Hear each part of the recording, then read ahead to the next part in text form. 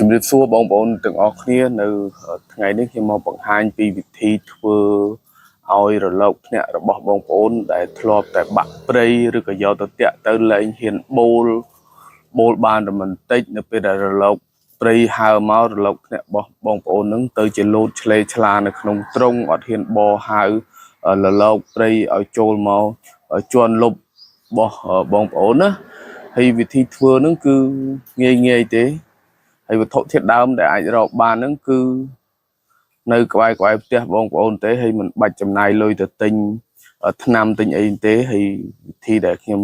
ប្រាប់នេះគឺខ្ញុំចេះតពីចាស់ដែលគាត់ធ្លាប់លេងលលោកចំនួនមុនមកដែរទេហើយវត្ថុធាតុដើមដែលយើងយកមកធ្វើនោះគឺមានតែដីដបូកឬក៏ដីដុំអាច់លេនហើយនឹងទឹកនោមរបស់បងប្អូនតែប៉ុណ្ណោះហើយបើសិនជាបងប្អូនចង់ដឹងវិធីធ្វើបែបណាសូមបងប្អូនជួយ Subscribe នៅ Channel YouTube របស់ខ្ញុំម្នាក់មួយផងហើយនៅវីដេអូក្រោយខ្ញុំនឹងបង្ហាញពីវិធីធ្វើទាំងអស់គ្នាសូមអរគុណបងប្អូន